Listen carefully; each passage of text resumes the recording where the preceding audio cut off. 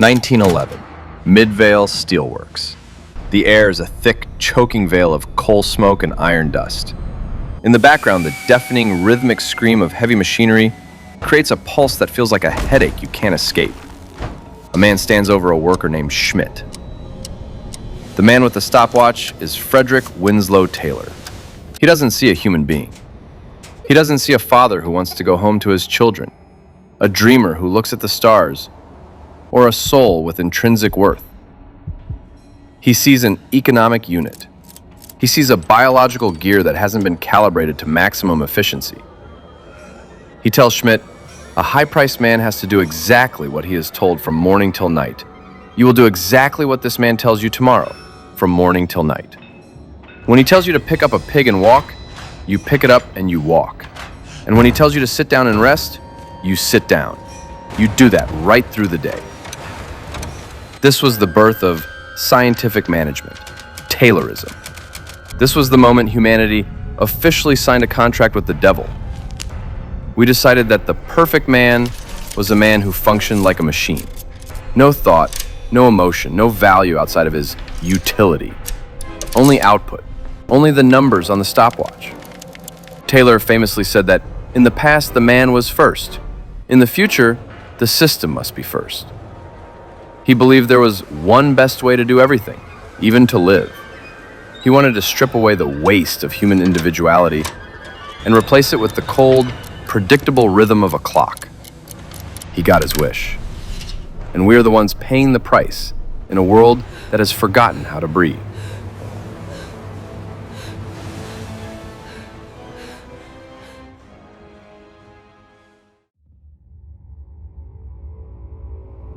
We like to think we left the factories behind. We look at the soot-stained faces of the 19th century laborers in old photographs, and we feel a sense of smug pity.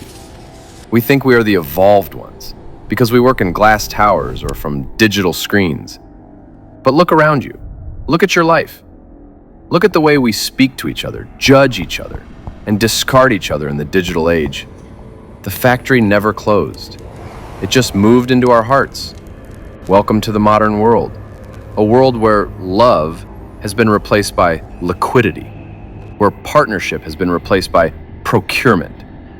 We have been conditioned, over a century of industrial indoctrination, to treat the most sacred human connections like a corporate merger or a high-stakes auction.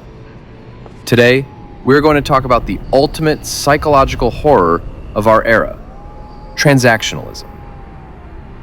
This is what I call the jungle, a primal, zero-sum game where every human being is viewed as a resource to be harvested rather than a soul to be known. We're going to explore why treating men as providers and women as products is not just a social trend, it is a moral failure.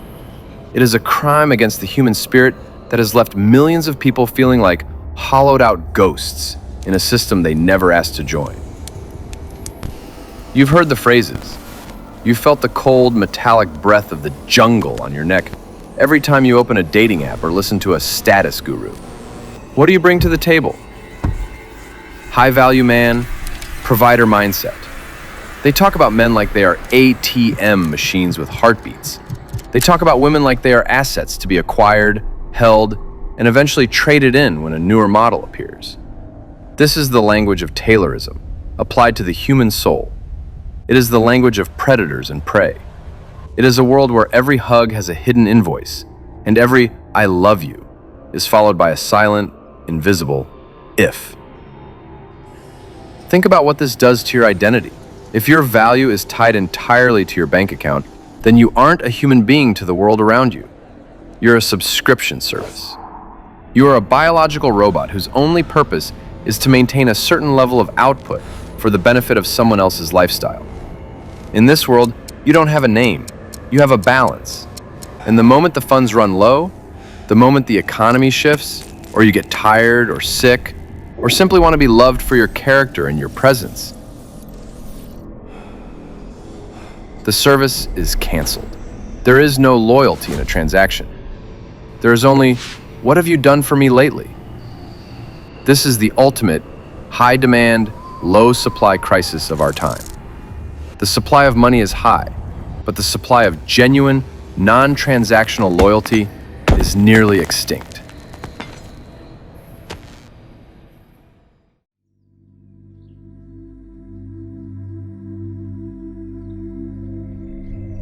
This is the biological robot script. It's a lie told to us by a society that has forgotten how to be human. It's a script that tells you that you are a zombie, a walking corpse, until you produce value for someone else. It convinces you that if you aren't building a kingdom or providing a luxury lifestyle, you don't even deserve a home or a heart to rest in. But here's the truth they don't want you to hear. You have intrinsic value. Not because of what you provide, not because of what you can buy or the status you can project. You are valuable because you are. Because you have the capacity to think, to feel, to create, and to love without a price tag. You are a miracle of consciousness, not a line item on a balance sheet. Your value is not market value, it is human value.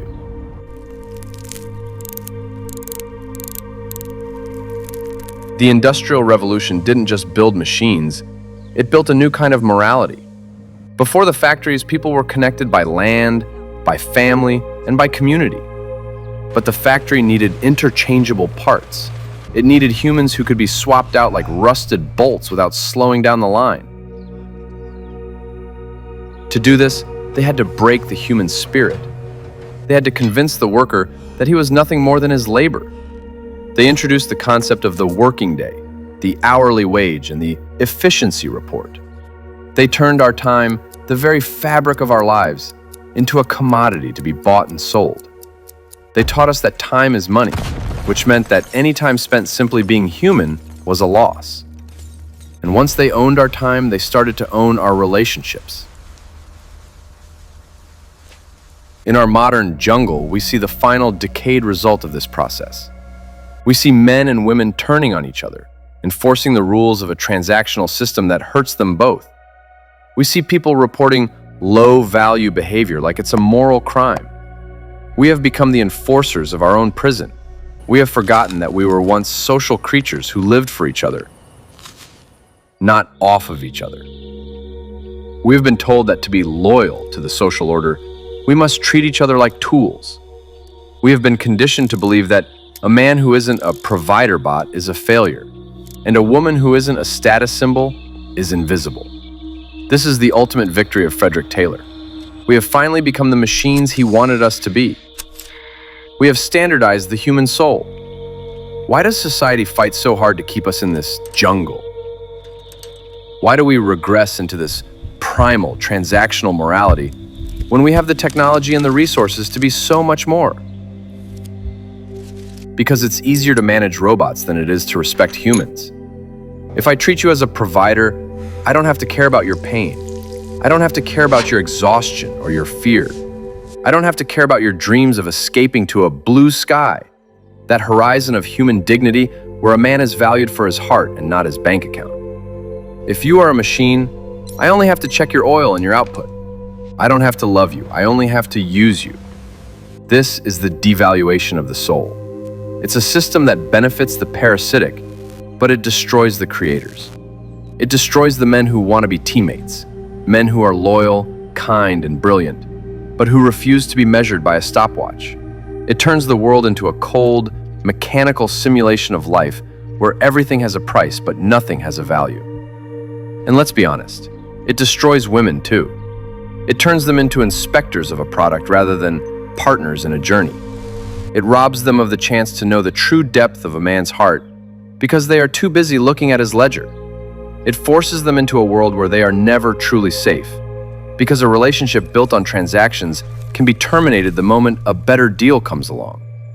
It is a race to the bottom, where everyone loses, and the only winner is the machine. But there is another way, a way that rejects the jungle and looks toward that blue sky. There are societies on this earth that have decided to stop the stopwatch. They have looked at the scientific management of the soul and said no more. These are the egalitarian cultures, places where they have realized that a human being's survival shouldn't be a brutal, desperate competition against the person they love. In these societies, the biological robot script was torn up decades ago. They decided that things like healthcare, safety, and dignity were not rewards for being a good product, but rights for being a human being. They realized that when you remove the desperate, survival-based need for utility, something beautiful happens. You find the human. You find the capacity for pure, non-transactional love. In these places, the teammate model is the standard. Men aren't robots. They are allowed to be tired. They are allowed to be vulnerable. They are allowed to be human. Because their value isn't a number, it's their presence.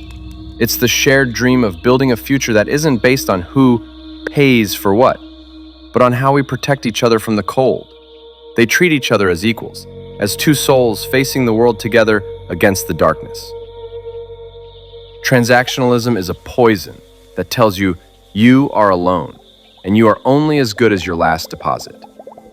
Egalitarianism is the antidote that says, we are a team, and you are valuable because you are mine.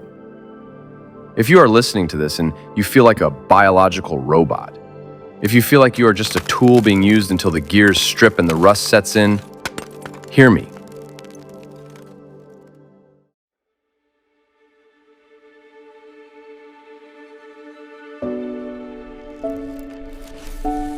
You are not a fraud. Your disgust with this system isn't weakness. It isn't laziness or lack of ambition. It is your humanity screaming for air. It is the part of you that knows you are meant for more than just being an economic unit in someone else's life. It is the part of you that was born for the blue sky, not the jungle. The world will try to gaslight you. It will tell you that this is just how it is, that men provide and women choose. They will tell you that if you aren't a high-value product, you don't deserve to be loved. They will try to convince you that your desire for a real teammate, for a woman who loves you for your soul and not your bank account, is a fairy tale. That is the language of the factory. That is the language of Frederick Taylor and his stopwatch. It is a philosophy of the dead. It is a lie designed to keep you working in a cage you didn't build, serving a master who doesn't know your name. It is the ultimate trick of the machine, making you believe that your chains are your only value. Reject it. Stop viewing yourself as a product. Stop viewing your life as a sales pitch. Your worth is not up for negotiation. Your value is not a market price. You were not born to be a provider bot. You were born to be a creator, a lover, and a teammate. Seek the blue sky. Seek the teammate who doesn't look at your bank account to see if you are worthy, but looks into your eyes to see if you are there. Because the moment you find that connection, the moment you find a real teammate who values your existence over your output, the jungle loses its power over you. The factory walls dissolve. The jungle is a choice. Transactionalism is a choice. And the moment you stop playing by its rules, the machine begins to fail. We are Outer Enigma. We are the ones who remember what it means to be human. We are the whistleblowers in a world of clockwork men. We see the blue sky on the horizon, the future where humans are valued for their souls, and we are moving toward it, frame by frame. Don't let them turn you into a machine. You are worth so much more than the gears inside you.